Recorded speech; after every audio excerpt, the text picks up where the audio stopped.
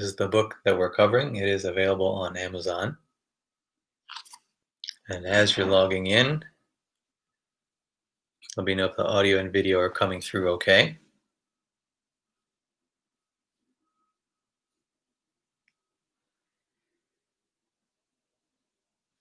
Hello, let me know if you can see me and hear me. I see people logged in. All right, good, coming through. Just waiting for a few comments here. Thanks, Manon, Lar. Okay, great. Kristen, sounds good. Okay, great. Island Girl, Alejandro, perfect. All right, everyone's coming through now. All right, thank you for joining me. This is episode 24 of Is This a Dream? This is the book. Elizabeth says, speak Spanish or Portuguese. If I could, I would, but I cannot, so I'm sorry. All right. So as we're all coming together here, let's take a few moments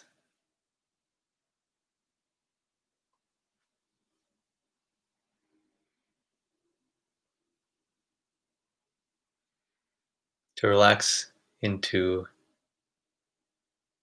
an open, receiving state of mind.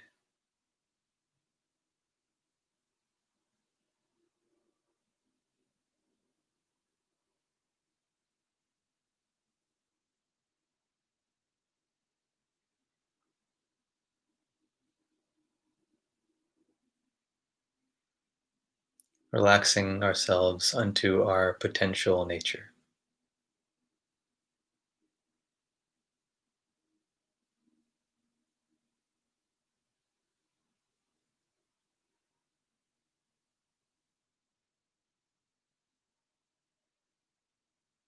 This potential nature, which is always here,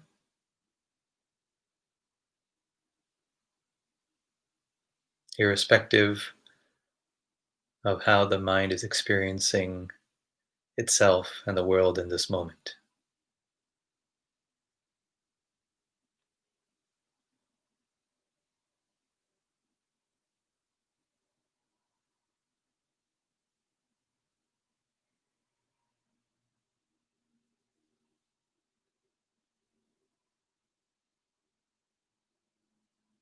Breathe fully and easily.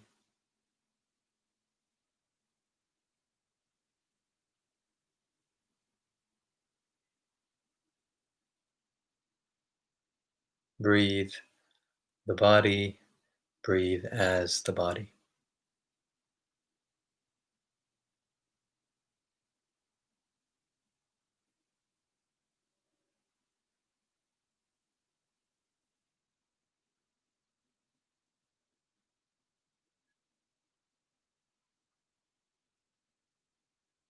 And allowing even the awareness of body to become subtler and subtler.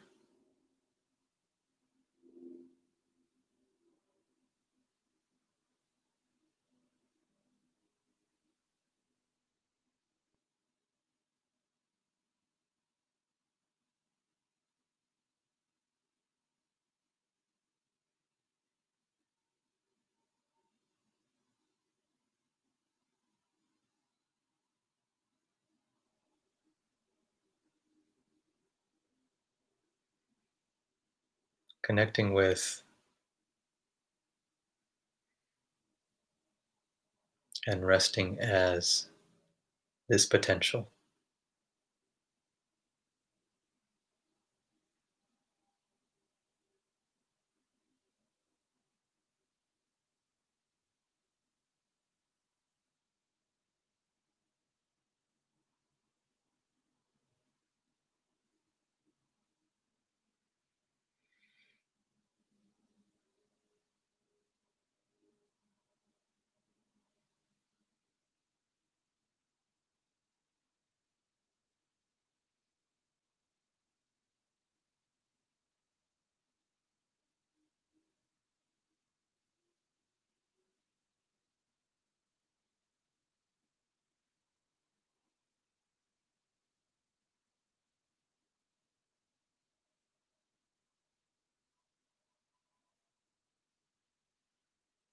this potential which appears as the space for words,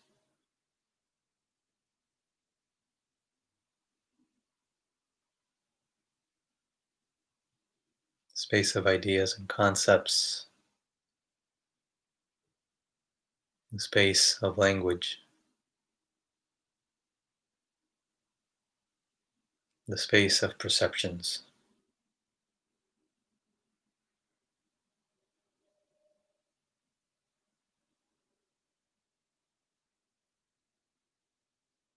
And the space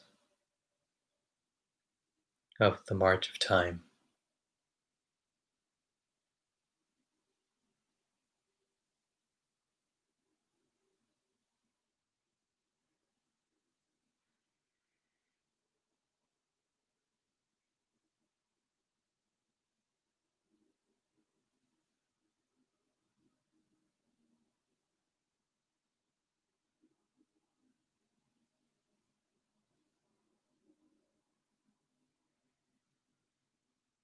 This potential which doesn't change, even as it apparently differentiates.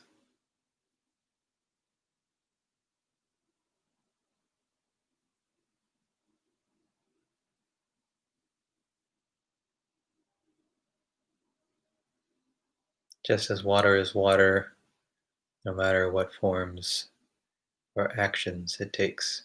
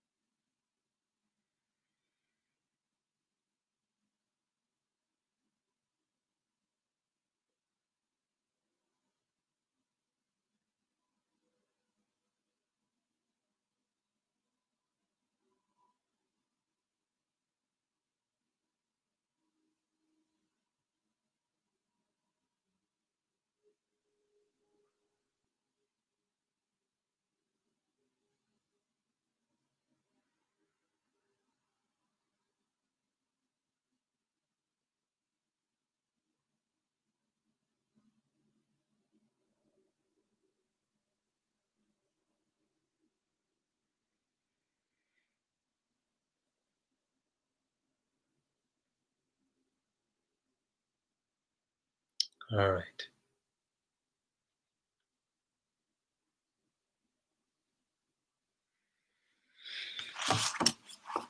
So we are on episode 24. This is chapter 8. What is enlightenment? So we've 24 episodes up to chapter 8. Let's see how many chapters are there. 26 chapters in total. Although just over 100 pages, they're very short chapters. And perhaps we won't go through each of the chapters, but right now we're on chapter 8. And let's start with the questions that were left over from last time. So the first question is, do I have to detach myself from the goal in the first mind? Okay, and what I'm going to do is post here a video that I had posted on Instagram a few days ago. All right, this is a video can take a look at it later, but basically it's a video that describes in a little more detail how the second mind appears as the world. All right, and looking at that schematic, there's some drawings in it that will help to address this question. We'll talk about it too, but this is the video here, and you can check it out later. But do I have to detach myself from the goal in the first mind? So this idea of detachment is very common in spiritual traditions, and it's basically the idea that whatever it is that I am experiencing or whatever desire that I want, there's a kind of teaching that says we have to detach from that. That's part of this idea of recognizing this deeper mind, recognizing this second mind. So is that true? Do we have to detach in mind one? Now, one thing is that this whole idea of detachment that's talked about in spirituality, the idea is to allocate our attention in such a way that we can recognize more of what is here. Right? So detachment is often misunderstood. Remember that a lot of these spiritual teachings, they were first described millennia ago. Right? So, and as society has changed, although the essential truth is unchanged, the way it's interpreted sometimes has to be looked at, in a particular light, in a particular context. So when we talk about detachment, the idea is that the attention has to be redirected in a particular way. The way in which we're using our awareness as the first mind is in a very particular kind of way. And the way in which it is used is not a way that can recognize the second mind. All right, so the idea of detachment is to use our capacity in a different way.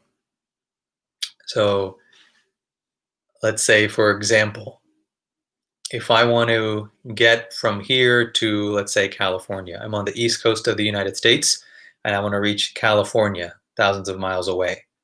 All right, so how can I reach there? I can say, well, I'm going to start walking to reach there. But if I start walking, it's going to take me a really long time. Right? I might have gotten used to the idea of walking because I've walked everywhere in the community. So I really want to walk, and now I'm attached to this idea of walking, and I decide I'm going to walk to California. Or even a better example is I'm going to walk to Europe, right? But if I reach the edge of the coastline and I want to get to Europe and I insist on walking, it's not going to happen, right? Because the functionality of walking is such that it's not going to operate beyond the coastline. So in this case, I have to detach, in a sense, from walking and open myself up to a new way of transportation, which might be, let's say, flying, right? Or going by boat. So by ship or by flying, I have a new function available, right? I have a new way of experiencing available that can take me to my destination. So in exactly the same way, if the second mind is to be recognized, we have to redirect or use our attention in a new way. And in order to achieve that, a fundamental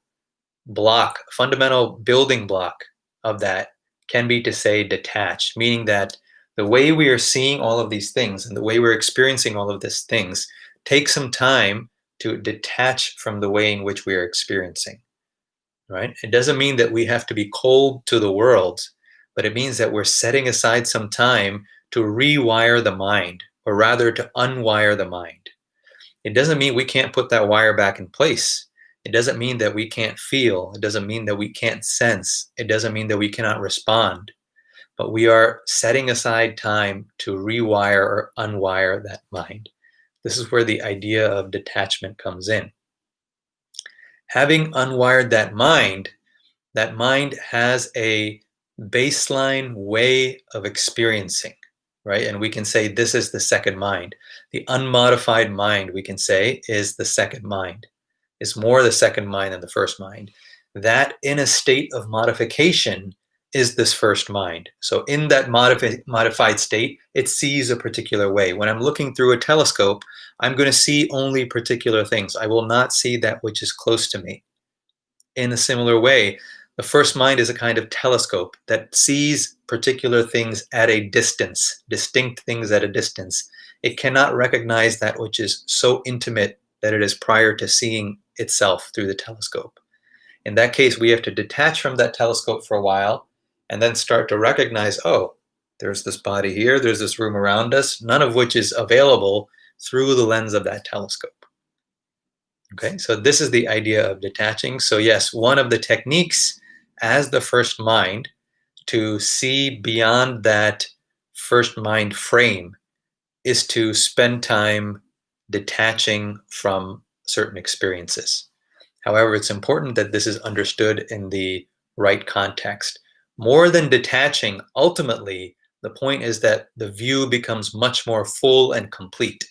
It's not that we have to reject something and say it never existed, it doesn't exist, right? In the context of being in a society, in the context of working in society, being in a family, all of this requires some level of balance in our perspective. And therefore, rather than detachment, it's a redirection of attention.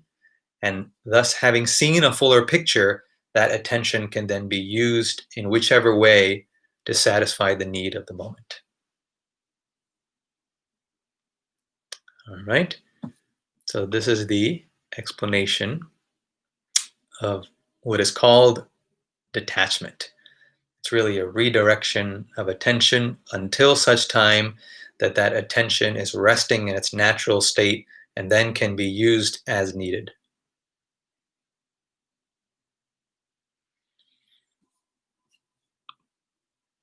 So the next question is, how do I create enough positive energy toward ideal goals? Okay, so this is a very broad question and can be really applied to anything. A very simple way to look at it is that to accomplish anything requires a certain amount of energy, concentration, direction, attention, right? A steady flow in a particular direction of attention, of energy. This is how something gets accomplished, right? So for right now to speak, there has to be a steady flow of attention towards the camera and towards the particular questions. And with that kind of attention flowing in this direction, then the appropriate language and all those things happen so that there can be a broadcast, for example, right? If you are reading a book, there has to be a steady flow of attention towards that book. If there isn't a steady flow, then the reading cannot happen, right? So obviously, for anything to happen, there has to be some steady flow of attention. So the question is, how do we develop the energy to get that particular goal done, to accomplish that? Once we become sensitive to this flow of attention, then it's a matter of managing our attention or managing our energy, right? Managing our resources, managing our awareness, however you want to put it. So everything that we do during the day takes some of our attention, right? I remember in video games, they used to have an energy bar, right? If you play a character in a video game and you've taken on that character and the character is going around trying to accomplish different things, go to different places, and there's like a health bar or energy bar, and as the character goes throughout their day or engages in their day, the energy slowly depletes, right? Walking here, walking there, getting in an argument, climbing a building, flying a plane, energy slowly depletes. And then when they eat or when they rest, then the energy bar goes up, right? This is true for all of us all the time. Each of us has a certain amount of energy right now. And the amount of energy that we have has to be allocated among whatever activities we have during the day. The thing is, usually we don't think about it that way, right? Usually it's just whatever's coming today, we have to do those things and then go to sleep. And the day starts again, whatever's coming, we meet it and go to sleep. But if we want to accomplish something specific, right? So this question was about ideal goals. If we want to, how do we muster the energy to accomplish these ideal goals? Once we know that there is this particular goal that we would like to achieve, we feel that this is important to do. Now we have to allocate that energy, right? We have to recognize, where is energy going? Where is energy being dissipated? During the course of a day, a tremendous amount of energy can be dissipated through thoughts that are non-actionable and non-contributory to our situation, right? Thinking about certain things in loops, thinking about them over and over. Simply to think in one loop requires energy. We don't think of it that way often, because in the society we think about energy in physical terms for the body. But all of us know that if you simply sit somewhere and think about something over and over, it can be exhausting, right? Intellectually and emotionally exhausting. Just that thought loop can be exhausting. So if a person has several thought loops, right, or an emotional loop, a thought loop, in addition to a physical habit, some kind of physical loop, this is draining the battery throughout the day. It's like leaving your laptop on and running 3 or 4 or 5 or 10 or 20 apps while you're trying to use a particular software. All the other background apps are draining the battery. And so when it comes time for that one particular app to run, it's slow, or the system has to be recharged, right? So if we have a particular goal in mind, an ideal goal, now the first thing to do is to look at everything else. Where is the energy going? And then unplugging those activities, saying, hey, you know what? I'm not choosing this anymore. Even if it seems very simple, it's a quick conversation with this person, or I'm going to watch this show, or I'm going to be on social media for this amount of time. Just evaluate. Each of those things can take a tremendous amount of energy depending upon how long they're running in the background. If we're looking at them for 10 minutes, take attention away and it's done, that's a different matter. But many times it's constantly running in the background.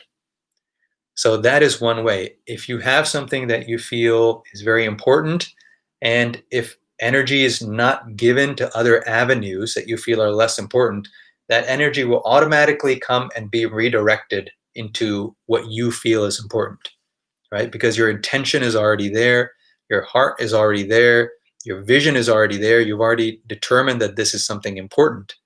Then if you free up that memory space, right? That memory, it's going to flow into this whatever you deem to be important. So that's one very simple and very powerful way, because many times what happens is, yes, this is very important. I would like to accomplish this. And then we start putting energy towards it, but it hardly moves forward, or it moves forward a little bit.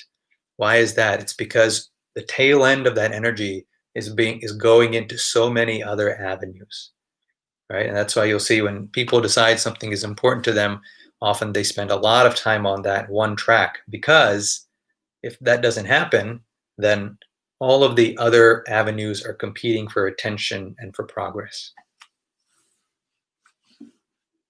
All right.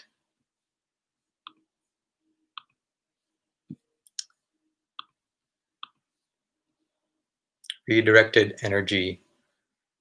Yes.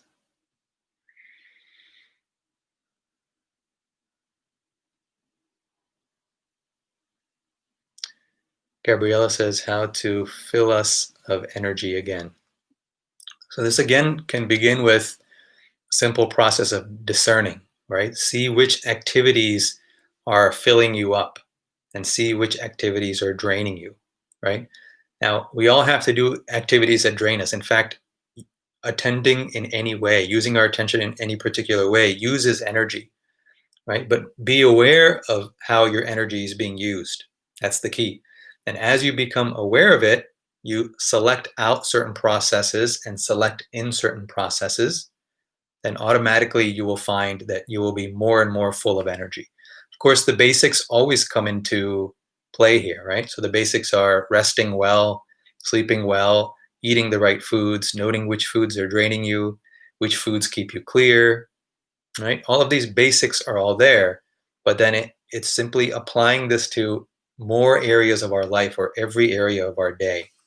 A very practical thing you can do is, at the end of a day, take 3 minutes to reflect, or 5 minutes to reflect, and note the things that used your energy in ways that you didn't want, right? And you can either change the way you interface with those the next day, or simply take them out. if you do that for 3 days, you'll notice after 3 days, your energy level will be quite different.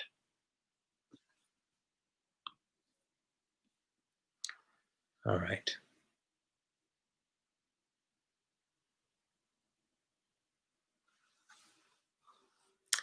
So is a possible answer to realizing self or second mind relaxing and then releasing and not following every story we tell ourselves?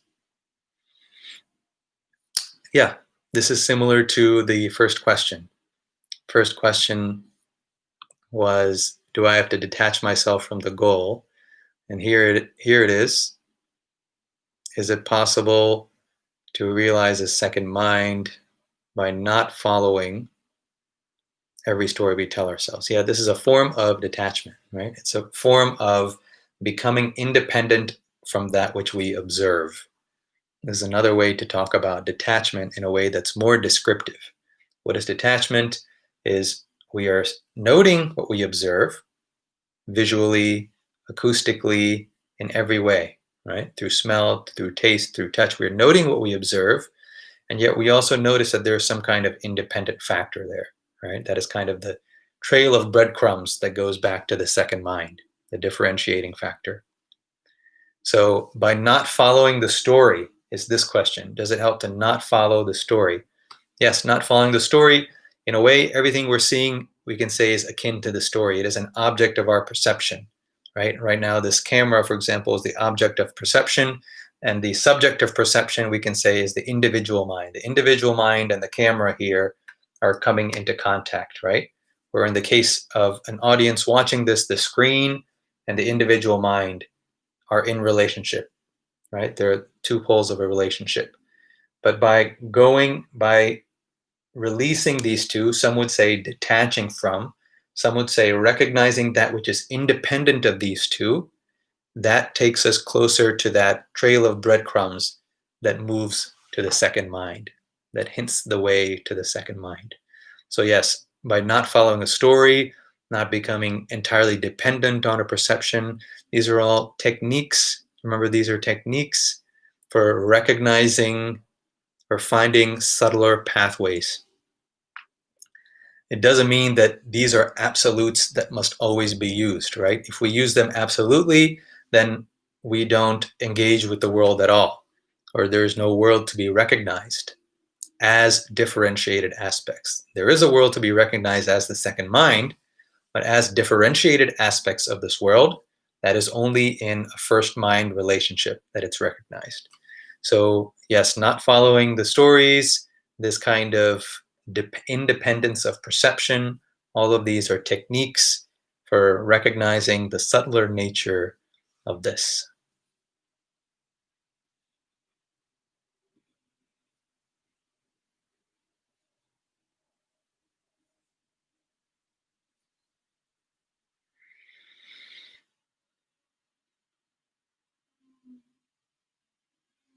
All right. You can see some of the questions. Just if you can be as specific as possible with the questions, then we can answer those as well. So next one is, are there many kinds of enlightenment? So in the book, we talk about this idea of enlightenment and what it might mean. So if we ask 3, 4, 5 people who come from 3 or 4 or 5 different traditions, everyone might have a different opinion on what enlightenment means. Some will say there's no such thing as enlightenment. Some will say enlightenment is when this particular thing happens.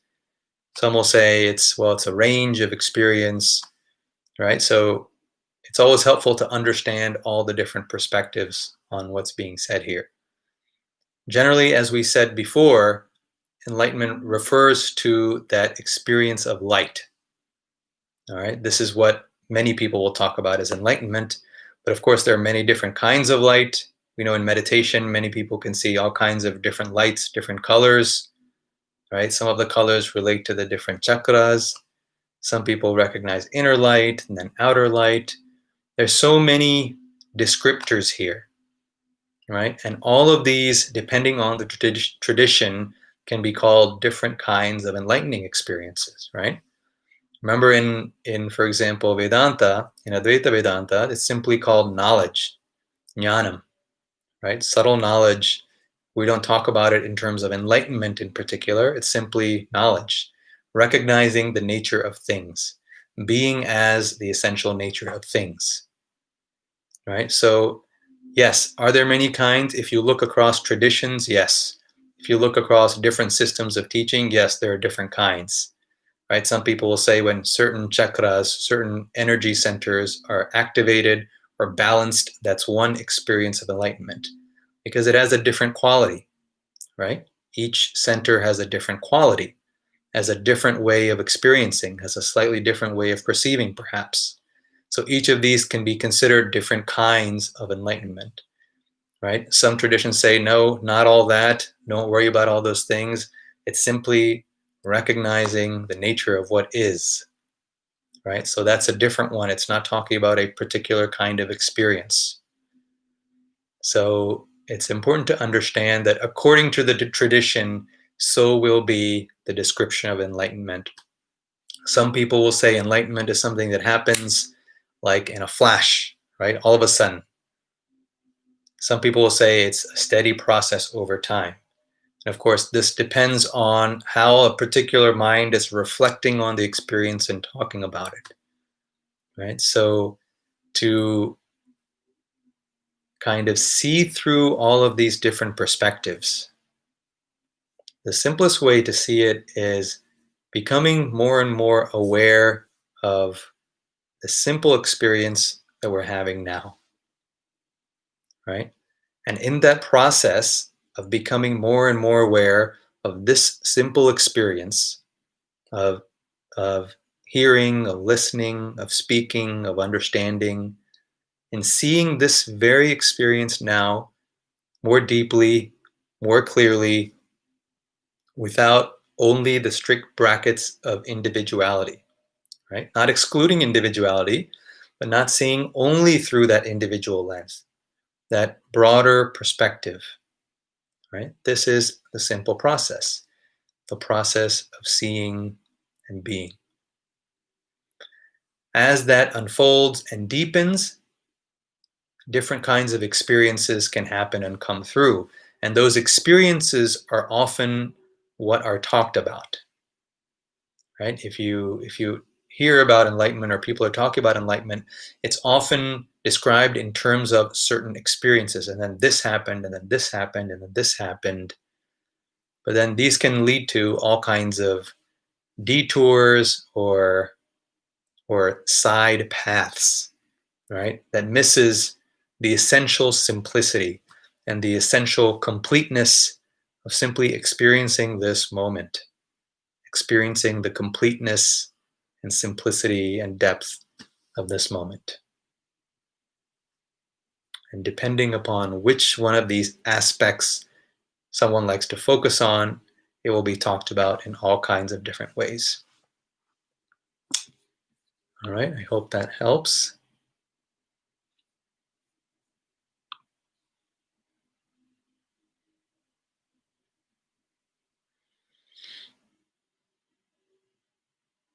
So the wall itself appears solid, but is it? So I'm not sure of the context this was asked in. I think we were talking about space last time, so you might be talking about literally the wall. So here there's a wall here, and someone asked, the wall appears solid, but is it? And of course, this depends on the level of perception, right? In the particulate first mind perspective, the wall appears solid, and it is solid in the first mind perspective, right? We know that as we inquire into what a wall is, and it keeps breaking down into smaller bits, and then eventually atoms, subatomic particles, and then it start to become fields, then the question of solidity starts to dissipate, right? Because it is space itself here that is being occupied by this experience of solidity. So is the wall solid? It depends on how we experience it. As the mind that experiences, so is the wall. In the dream, when we're walking in the dream and we trip and we fall into the wall and we get a big goose egg on the side, right? The question is the wall solid? And if you ask the person who has a goose egg, they might give you a goose egg because they'll say, of course it's solid, right? Can't you see the contusion on my head? Of course it's solid. And of course they would be right. And also, when that person wakes up from the dream and they say, okay, that character who had the goose egg, yes, for the kind of perception that that character was having in relationship with that kind of perception, the wall too is a perception of solidity, perception that has solidity, right? And yet, from the perspective of the other character now, which is seeing and remembering the first character, since the mechanisms of perceptions are different, now we see that the very same wall, which was indeed solid, was solid strictly in relationship with that other character. And it's not that it is independently solid, right? So at the level of that first mind character, it is solid. And at the subtler level, I will paste this again. This is that video again. This will make it clear. At the subtler level of the undifferentiated second mind, which is differentiating as this subject-object relationship, at that level, there's no question of solidity or liquidity or other perspectives. It is the potential nature itself which can appear as solid or as liquid or as gas. All right.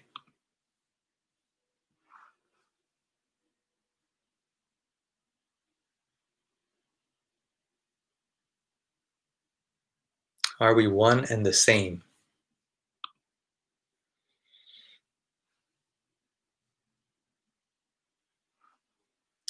We are one and the same, and we are many and different. Right? One and the same appearing as many is the essential idea of complementarity.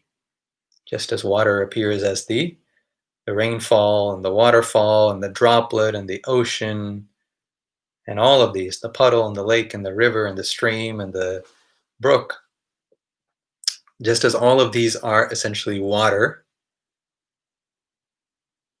similarly, this world of multiplicity has an essential aspect that we can call one. It's not even one. One is in relationship with many. So as long as we're talking about this complementarity, there's the one and the many. We are the one, we are the many, but the we in each is different, right? We as one is experienced as unity. We as many, many we's, I, you, they, is experienced as multiplicity. And ideally, functioning in the world, working in the world, is somewhere where we can access this range.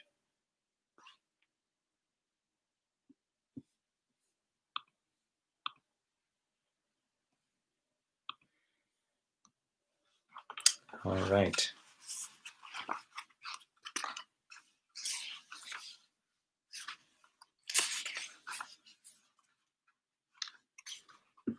So if there are more questions, let me know. Let's do another meditation here and then wrap up.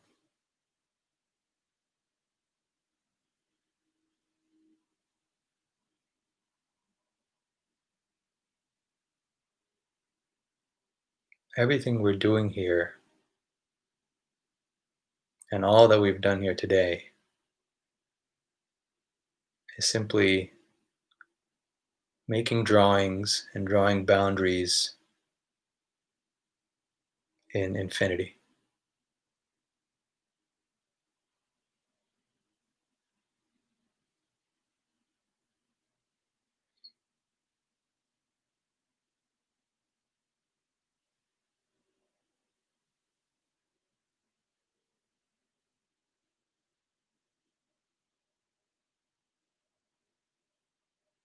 We're not diminishing the importance of understanding. Understanding is important. Questioning is important. Not simply believing is important. There has to be a rigorous process of testing and experimenting in one's own experience to see if something makes sense.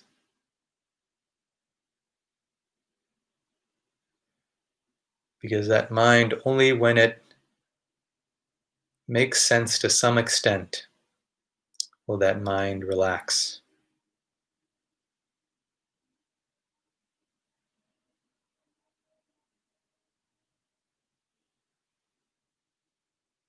Into its own potential.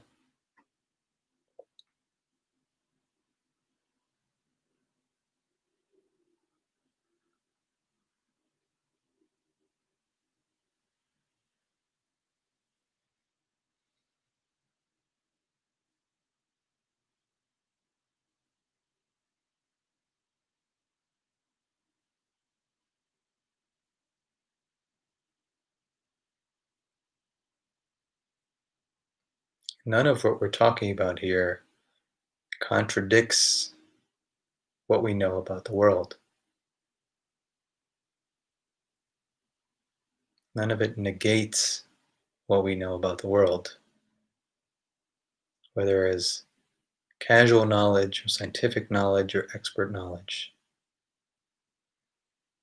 It simply completes that knowledge and puts it in a broader context.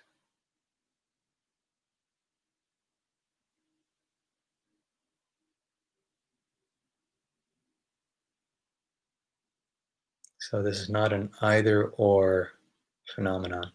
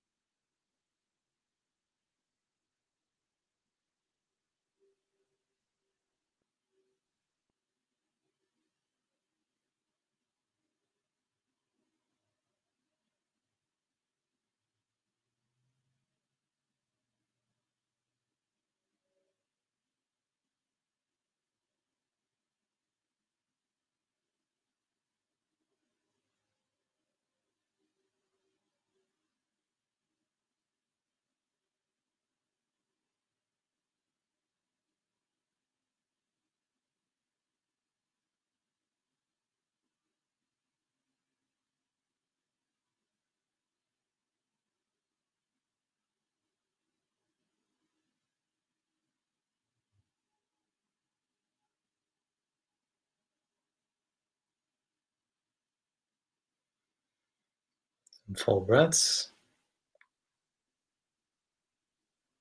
We'll come back together.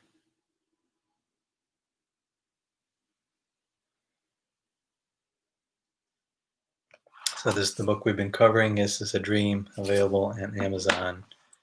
I'll see you next Tuesday at 2 p.m.